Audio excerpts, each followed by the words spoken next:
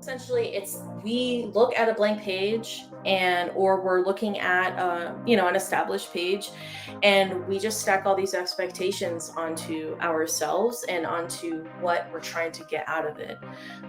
One of the pitfalls that you don't want to end up in is getting too caught up in the details and too caught up into the editing process before you get to the editing process.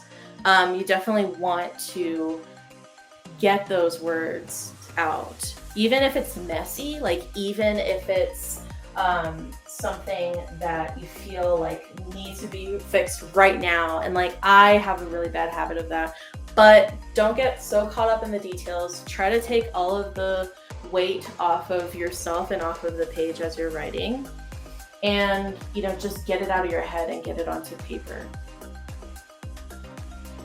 You're listening to From Post to Publish. We're your hosts, Jessica Jax. And I'm Marisa Lowen. And on this episode, we explore another checkpoint on the way to publishing over 100 books in 90 days.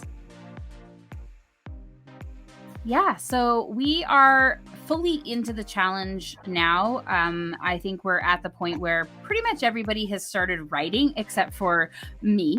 How about you, Jessica? Have you started? How many words? What's the word count? Hey, so this AI writing tool that I'm using is pretty wicked fucking cool. First of all, I've gotten to over 3,000 words so far. So you're writing with AI? Yes, because I am writing about AI. And I thought, how ironically poetic would it be if I used this tool? And I started with one tool and then I moved on to another one, and like it's pretty cool. I gotta say, like, I have a bunch of preliminary notes that I've been sitting on forever, so I'm basically like feeding it these notes, and it, like, you can set like the type of writing you want to receive from it. So it actually does have like a storytelling tone, and it has like marketing and all that other stuff that you would use it for. But yeah, no, I use it for the storytelling specifically, and it'll like give me good content to like pick apart and edit and put in my own words. Wow. So you're at 3,000? Yeah. I think it's like 3,069 or something like that. I was laughing because when I sent out that email, I was like, what's your word count? I totally thought it sounded like, what's your body count? And I was like, this is not. What am I doing? So I was laughing. 2. I'm just kidding. Yeah. I was like, I'm trying not to make this dirt. So, and I think I even said your word count is sexy. Like, I just went with it. I was like, this is it. Just going to go all into my dirty mind. But yeah, so I think for most people, if they're, I mean, there's always going to be some people like me who are just still like, what? Wait, what's happening? And I think that's still okay. I was talking to one of the other participants this morning, and I said, how fast can you write a book? And she's like 50,000 words takes me about 2 weeks. And that gave me a lot of, like, I felt good. I mean, she is a professional writer. She does this all the time, but it's fine, right? Like, it's fine. Right. If she can do it, I can do it. But yeah, it made me feel really good, actually, because it's just like, okay, we have time. But one of the things that I think, she asked me this morning, it was like, when are we publishing the book? So when we first started this, it was like, okay, 90 days to write and publish the book. October 23rd sounded like it was really far off, and it felt really cozy. And now when I look at it, it's not far off at all. So one of the things that I know I want to do is I'm going to create a workbook for the challenge, but I really want to focus on what does that finish look like? Even though I'm just starting, even though I'm just beginning my writing journey, I want to keep an eye on where we're going. And part of that is because I am famous for not finishing things. I get really excited. I have ADHD. I get really creative. I work on some things for a while and then I let it go. And so part of me is that I really want this to happen. I really want to get this book published. I want to be a part of all of the people who are publishing a book in 90 days as part of this challenge. I want to be there. So for me, I need to figure out what it is that I need to finish. And one of those things is to actually feel into the end of it, and what does that look like, and what is the impact of it. And I think one of the greatest things that we're doing in here is it's not just the publishing, it's also the marketing, it's the mini virtual book tour. Like, we're going to put all of that in there, which helps it for me. But Jessica, you write books. I mean, what do you do to make sure that you finish the book? Well, essentially, I do my best to stick to a plan, and I do my best to not stack so many expectations on the page. In fact, that's some advice that I gave somebody um, these past couple of days regarding writing and how they could feel more confident about writing. And essentially, it's we look at a blank page and or we're looking at an established page, and we just stack all these expectations onto ourselves and onto what we're trying to get out of it. One of the pitfalls that you don't want to end up in is getting too caught up in the details and too caught up into the editing process before you get to the editing process. You definitely want to get those words out, even if it's messy, like even if it's something that you feel like needs to be fixed right now. And like, I have a really bad habit of that. But don't get so caught up in the details. Try to take all of the weight off of yourself and off of the page as you're writing. And, just get it out of your head and get it onto paper. Yeah, I mean, it's interesting because I'm simultaneously looking at the end, but not the end. I don't want to start editing, but I do want to start planning out kind of this work back schedule from that October 23rd publish date. It's like, what do I need to do? Right. What do I need to have done for the book in order to publish October 23rd?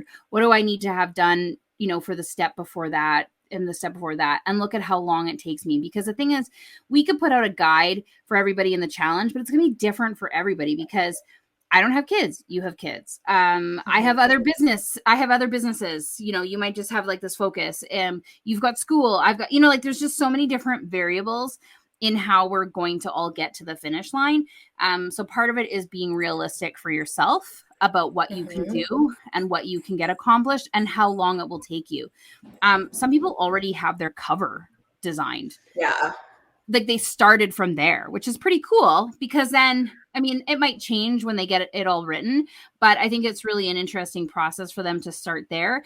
So when it comes time for us to be like, okay, let's talk about cover design, they might already be ahead of some people, and that's okay. I know a few people who are almost finished their book. They have less word count, or they have less, like they're more illustrative, or it's a photo book. So that's the thing, is we're all going to get to this finish line at different times and in different ways, but hopefully we kind of get around in that 2-week period where I've said basically I want by November 5th, I want to know how many books we published during the challenge. So to do that for ourselves is kind of a nice gift to kind of say, I know this is going to take me this long to do. The other thing that I want to kind of consider or put it out there for folks is to think about when you start writing this book, like, how does this fit into your life? How does this fit into your business? We don't really want we don't really want to write a book. I've said this before, that nobody reads. So we want to take a look at how are we going to get the word out there? How are we going to get it on bookshelves? How are we going to get it into people's hands? How are we going to get it into people's ears, maybe? And so part of it is starting to think now too, it's like, where will this book live? And I think the visualization or the projection of where this book could live is also super helpful when we look at things like, will I finish this book? Because once you can kind of picture your book on a bookshelf, it becomes a little bit more real. Whereas right now, this book feels like it doesn't even exist. Yeah, absolutely. It's definitely a matter of like being able to leverage your imagination into reality a lot of the time, because we're all here fantasizing about when that book is in our hands, when that book is in that shopping cart, when people are talking about it, when the buzz is already happening. And I think that applies to a lot of things in life. We always really like to visualize that moment of reaching that finish line, that we start to get so caught up with that vision that we kind of lose sight of what's in the present. So definitely like grounding yourself and being realistic is really going to help you actually get to the finish line rather than just fantasizing about it. So that's what our goal is with this challenge, is to get you guys from imagination to reality and being able to hold that book, or look at that book on Amazon or wherever it is, that we'll see, which we hope to have it available in multiple forms, So somebody depending on the asked me, book itself. yeah, somebody asked me this week how we got almost 200 people in like a week to join this challenge. And I think what you just said is part of that success about, is imagining it as if it was, and to really feel into how real it could be. I think what we did was, when we went out and started talking about this, we made it seem like it's really possible and really doable. Now that we're in the challenge, our goal as challenge hosts is to keep making it feel real and to keep making it feel possible, and to help people really step into what is possible for them and their book, not just the writing and the editing, but the impact it has on the people who read it, the impact of the people in their lives and their communities. And this goes for fiction and nonfiction. Some people will be like, oh, it's just a romance novel. And it's like, romance novels have inspired me to do many things in my life that have nothing to do with love. It is about, I've learned really important things about community. I've learned really important things about building relationships that are not romantic from reading those books. So don't be surprised, the impact that you possibly could have. Jessica, you're writing about AI. There's a lot of opportunity there where you never know who's going to read your book and go, what's possible for AI in my life or in the life of my community? Yeah, absolutely. And I mean, I am always conversating about the possibilities, both theoretically and not just fictionally. I really want to honor the technology as I go. I might have brushed on that briefly last week, but honestly, like, the biggest inspiration for me is going on Heartbeat and seeing you guys tell us your word count, tell us the progress you've made, because, like, seriously, I was not expecting, first of all, for everyone to be on like so many different stages of writing, and it really makes me so excited, and I know it makes everybody else in there excited, and it is that ripple effect that we keep mentioning, of like the impact, because seeing other people make progress makes you want to make progress. And I know that it's really inspiring me and keeping that momentum going on a personal level. But yeah, no, this is amazing. Yeah, and I think if you haven't been into the Heartbeat community, or you've never really posted and you're still lurking, I mean, I would say, and if you're not in the challenge yet and you're like, what's the Heartbeat? That's our private community we've got for this challenge. But part of it is showing up. The symbolism of being in the room, the symbolism of being in the conversation, of showing up, keeping yourself accountable. There is going to be a lot of impact in your life from doing that simple thing. Even just me checking in with Jessica to make sure that we're on track, that the emails are going out, all of those kind of things are so vital for my mental health. It's vital for my own anxiety. It's vital for my own accountability and my own focus tracking. It is just the idea that I am in this with 100 and I think we're actually, some people came in. So I think we're close to 190 people signed up for this challenge. It's like 190 of our closest friend and family all writing a book together. And so that doesn't happen if we're all just on an email list and opening up emails. It does happen when we show up and we say, hey, here's where I'm at. This is what I'm doing. This is what my book looks like. This is what my progress is. I have these questions. I have this question. How can I do this? I need help. That part of it, being in the room, showing up in there, is going to help you. Not only help you, but help other participants, as Jessica said. It helps give us feedback that we're doing something, because we're doing this for free. We don't know what's happening out there. We're not in your rooms. We're not in your, we're not on your keyboards checking your word count. There's nobody in here really keeping, a firm track on it. We're relying on the participants to be participants. And part of that is doing this together. And I know this might be hard for some people who are really shy or they're not used to creating content within a community, but it I think it's going to be one of the deciding factors in how many books we actually get published in the end of the 90 days is the people who show up and are in the community. Now, if you're just still like, oh my God, it's been 3 weeks and I haven't started yet, there's still time. There's really that time to show up and say, I haven't started yet. Because guess what? I haven't started yet. I thought I had an idea and then I was like, nope, in classic Marisa fashion. But I'm not giving up because I want a book by the end. And the reason why I want a book is because I know that I will be able to use it in my marketing. I know that I'm going to use it as a conversation starter. I know I'm also going to be able to use it as a reference. One of the questions that is in the nonfiction prompts that I made for everyone, which is like this little automated, you can pick a card, or pick a virtual card and it gives you a prompt, is, what is the book that you wish you could refer your audience to read before they work with you? Part of that, what I want to create is this concept of create the rules and community and building culture and not cults, which is very important to me. So it's like me diving into myself. It's maybe taken these 3 weeks to kind of go through a few ideas and few viewpoints. It's not a wrong thing. I'm still going to get the book published.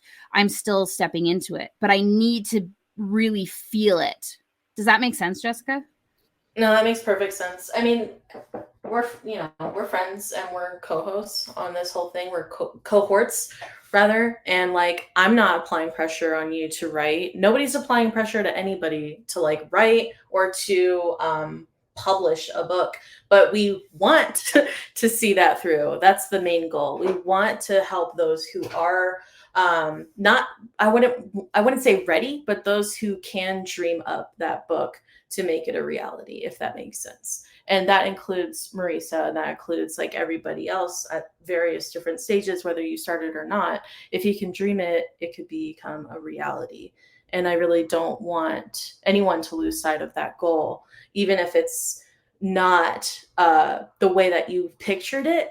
It could definitely mean, the world to somebody. And it could also mean completely changing and altering your perspective on what this is all about. It's not just about writing, it's a personal achievement. I love that. It's a personal journey of what's possible for you. Exactly. Yeah, and I think this is interesting because we talk a little about, getting the book and having the impact on the other people, but what's the impact to you and your life and your business? What is having this book with your name on it or your nom de plume on it? What does it mean to you? Like, what does it look like? Why is it important that this book gets out with your name on it and it's on a shelf somewhere or in the hands of somebody somewhere? What does that look like as an impact if you're a business owner? Are you using it for your marketing? Are you using it for a speaking agent tool? Are you using it to help people get from A to B? Part of these things are important because it's outside, but then it's like, okay, why is this important for me? I know because I'm not great at finishing things. It's really going to be one of those things where I prove to myself that I can finish something and I can get it out there and published. And that's huge. That is a big pat on the butt. Yeah, it really is. And when it comes to fiction writing, I mean, consider the fact that you're literally God in your own world. You literally have uh the one title, the one profession that allows you to call yourself a god and get away with it. And think about the world that you want to live in, or think about a world that could be a hearkening to a world that's to come. That's mostly what my book is about. It's a dystopia. So, like, consider that world and consider being part of it and consider yourself as the citizen of it, but not just a citizen. You're literally God in your own world, and you could do whatever the fuck you want. So, like, yeah, it's a big deal. It is a big deal. Both fiction and nonfiction writers are alike have something to say and have something to prove.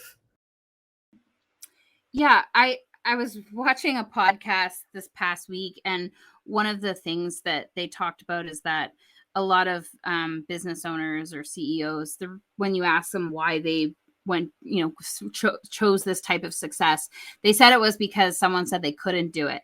And I know there's a few people who have said that's why they're writing the book as well, is because someone said that they should never write a book. They would never be a writer. One person was sharing with me a really personal experience of them as in elementary school, where basically a teacher said that they couldn't write, and they're a prolific writer. I love consuming all of the things that they write in short form, and I'm so jazzed to read this full book that they're writing. And I think of like that impact has stopped them up until I think they're in their 50s from writing. So the world has missed out on 40 some years of words and work because one teacher said you should never be a writer. And now they're like, yeah. I'm like, you totally should find that teacher, see if they're still alive, and mail them a copy. If not, go put it on their gravestone. Yeah, exactly. Exactly. It's cool because like I almost have like an opposite story actually. So like when I was in 7th grade, I started writing poetry, and my English teacher, she thought it was great, and she helped me put it in the newspaper. And so that worked out, and it actually did make the newspaper. The only thing is I wasn't really getting all that support like at home. I wasn't really getting what I really needed at that age, like some validation and some sort of clue that I was being recognized for that talent. Fast forward, like, oh my God, like what, 20 years later, 20 plus years later. And it took me putting myself through school and not just putting myself through school, but like coming to terms with myself on a very personal level. Like, okay, I gave up on something that I wasn't able to fuel myself, but as an adult, that responsibility is on me now. And I can contribute to the world in some way by sharing my words and my writing. And so I'm a fucking writer. And it took me forever to be able to tell myself that. Even when I was in school, it took me a really long time to call myself a writer in confidence. And, here I am now, a writer, and helping you guys become writers. And so this is a very important and personal achievement for me. And I'm 100% committed in seeing it through, not just for myself, but for you guys as well. So over the next few weeks, we're going to start to take each of these components of things that go into writing, editing, and publishing a book, and going through them each episode. So, we'll focus one on editing. We'll focus one on book design. We'll focus book or layout, formatting. I have some really cool examples from my own personal library of what's possible when you publish your own book for formatting and layout, and some neat kind of accessibility stuff that I've enjoyed. So I'm going to be posting that in the group and probably on my blog just as an example. But I think, we're going to each one of these steps over the next 2 months so that you can follow along with us, whether you're in the challenge right now or you're listening to this after the fact, to write and edit and publish your book. We want to make sure that we're not leaving anybody behind. I know sometimes people will get to this point where they'll say, it's too much. I've just got too much on my plate. I'll get the next one. But I'm saying that if you signed up for the challenge, you've made a commitment, not only to us, but everybody else in this group. There is the possibility that we could do some really cool media stuff afterwards when we have all of these books published, because we can go into the world and say, this is what's possible from a free challenge. This is what's possible when a group comes together. It's kind of a science experiment, but it's also a community experiment. It's something that I want to be able to study and look and see if we made it possible. In order for us to do that, I know you need access to these tools. So we have committed over the next few weeks to talk about each of these different stages, give you support. But the best way that we can give support isn't the weekly emails. It's you showing up in the community. So, and in the communities, not just our community, but your communities as well, because that's going to help you write, getting inspiration, finding reference articles, talking to people about your book. Keep telling people you're writing a book, because they'll keep asking you about it. And that's probably one of the best ways that you can keep on track, is because people will be like, when's your book out? When's your book out? And ask people to ask you that. But keep showing up in our communities, keep asking questions. That's how we're going to get to the finish line together. We're super jazzed. It's going to be amazeballs. But yeah, if there's anything that we've missed, let us know. Maybe there's something that you want us to see, want us to hear, want to hear covered in our podcast. Oh, so many words are not coming out of my mouth properly right now. That happens. But yeah, like, please don't be shy, and like, please let us know like where you need support, what you need help with. I'm always checking in on the Heartbeat app, always looking through the comments and seeing what you guys are saying. I am more or less pretty accessible, aside from my own personal responsibilities, both professional and personal, actually. But I am always willing to provide an ear or lend a tool or a tip for you guys, so that we can all proudly say at the end of this that we have written, published, and marketed a book together.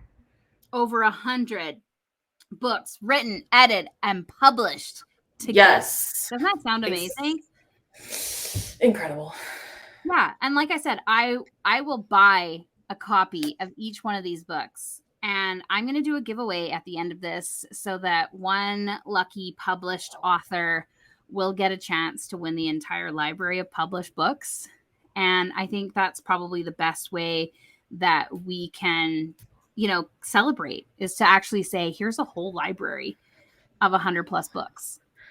Right. It's us celebrating you guys and celebrating, each other as we're moving along through this challenge together. Yeah. So any words of advice for the next week coming up? Week 4, we're diving into. Anything you want to give them, just to give them that little boost? Hold on to your butts. Things are moving very quick and fast. Try not to stick your limbs outside of the roller coaster. And I don't think you'll need barf bags, but just have them handy. But we are definitely rocking and rolling through this, and you guys are not alone. And I just want you guys to know that support is here, and you guys got this. Just one word at a time, one letter at a time, one line at a time, whatever it takes. Yeah, I love that. Putting that one word in front of the other. Exactly. Letting it take you on this journey, and really using this writing as a time of learning about yourself. Use this time for writing. I've started keeping a journal about the writing process. So it's been an interesting last few weeks as I've been going and exploring through, because I want to come back to that part and just see what I notice about myself and see what changes at the end of the 3 months. Already in the first 3-4 weeks that we've been from the planning and the launch of this, my life has changed exponentially. I can't even tell you the amount of good-ish that's coming my way and Jessica's way as a result of this. We stuck ourselves out there, and that's what writing a book is. I don't want to scare anybody, but it is like a hello, I'm here, out into the world. To kind of get you noticed. So it's a really great opportunity in so many ways to bring good stuff to you. Right. We're literally causing ripples that are making tidal waves elsewhere. And it's getting serious. But fun. So fun. Well, my wish for everybody for the next coming week is always to be gentle, but also to take a few risks. I know Jessica said don't put the limbs outside the roller coaster, but if you want to throw them up over your head and kind of let out a scream a little bit, go ahead. Take risks in your writing. You can always go back and edit them out later, but really explore all that's possible. I think one of the biggest things is that I've edited a lot of books over the last few years from clients, and honestly, I've found that it was always just lacking a little something. It was either lacking them and their actual personality, or they just sort of skirted around the big, juicy, bold something. And I said, what if you put this in there? And sometimes this stuff scares us because when we put it out and it's published, people can comment on it. People can critique it. People can disagree.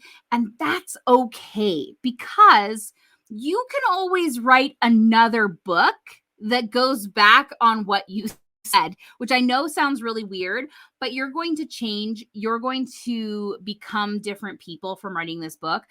If it invites critique, if it invites commentary, that's cool. And it gives you an opportunity to either write the next book even better, or it gives you an opportunity to write another book as a response. You can keep going and have these ongoing co-creations with published books. And I think that's one of the coolest things that we could kind of do in the world is where we start to be brave and put out our ideas, whether they're fiction or nonfiction, and kind of just say, what if, and see who responds and what happens from it. So that's my wish for you both, or for you both. I'm always about to marry somebody in these podcasts. My wish for all of you and anyone listening to this is to figure out what you need in order to feel safe enough to take risks. And I'm willing to help if anyone is not sure how they can feel safe enough to take risks. Just send me a note in Heartbeat or post an idea in there, and I'm happy to help you. I love fears. I love doubts. I think that is our intuition and our mind's greatest tool, is to have a fear or a doubt. It is not there to hold us back. It is there to help us make it even better. And I think I know that if you come in with it with a doubt or a fear, I can help you make it even better. So. I love this, and I feel like we're totally on the same wavelength, because I was like in my head thinking, oh, I want to say this, but I don't want to drag this out for too long. But you really like hit the nail on the head when it comes to putting yourself out there to be, it within the space of completely unbiased readers. As a writer, you can never play both roles. You can't be both the writer and the reader. Leave that to the readers to make up their own minds about what you're putting out there. And you'll be fine. I promise. Like, you're not gonna, it's not going to make or break you if someone leaves a critique or a bad review or anything like that. I want you guys to know Stephen King, his books average about like 3.4 rating in general. And look at that guy. Like, he's doing okay. He's doing okay, I think. He's doing perfectly fine. So I just want you guys to know, like, don't try to play both roles. Don't try to like self-critique yourself so hard. And when you do receive those critiques, take it gently. And, just give yourself grace and patience to learn from those mistakes, whether they're made, whether they're not made or not, but we're all going to make them. And that goes for life in general anyways. So yeah. I just want you guys to know that, like, focus on being the writer first. Let the readers do their job. Oh, I like that. That's we're going to have to put that on a mug. Okay. Stephen King has written 64 novels, 5 nonfiction books, 11 collections, and 16 others, whatever that means. Maybe. Probably. I was going to say probably like freaking fan fiction or like smut. 16 others. Let's put those in quotes. It makes it fun. The others. And we know that he's come under fire in the last few months for things that he has written, and how he's written certain folks of various marginalizations. And you know what? He's still writing more books. So there's a one, he's still writing more books. 2, he's just from a different time, y'all. Okay. He's an old guy. I mean, I don't know exactly how old he is, but he's just from another time, another place. Listen, don't worry about any of that noise. Just worry about yourself and the words that you're putting out there. I'm also of the viewpoint that I love that things are written that are problematic, because it gets us talking about it. If everything we wrote or everything we read didn't get us mad sometimes, or didn't make us want to throw the book across the room, or we would never innovate and change. Okay. Because we've talked about this before. Innovation does not happen when we're comfortable. So when people publish books like this, that maybe has something, and whether it was from 20 years ago, 30 years ago, 100 years ago, it gives us that opportunity to come together and talk about why this is no longer how we want our world to be, or how we, and so even if you wrote something that makes a whole bunch of people mad, I'm going to still celebrate you because it's going to cause conversation. It's going to cause connection. Exactly. And it's going to, and you could start other people writing books in response. And that's just cool too. I scared everybody from writing a book after? No, I think we covered like the major fears though. This definitely turned into like not fear factor per se, but we can look at it like that. Right. Well, and I'm going to be releasing a little, we'll talk about the fear factor, but my actual book title, which I'm going to write, is in that stream. So, we'll see how it goes. But okay. Thanks everybody. Again, this is week 3 of our podcast. If you are in the challenge currently, or you will be in the challenge in the future, and you're currently writing a book, keep going. We believe in you. We know that it's going to be awesome, and we're here to support you through the whole way. Yes. All right. Thank you, everybody. Thanks for listening to From Post to Publish, writing and publishing over 100 books in 90 days. Each week, we will bring you our learnings about curating a community of authors with a shared goal of publishing a book. Follow our progress on TikTok and Instagram at Create the Rules, and subscribe to our waitlist for the next free open challenge at createtherules.com/book.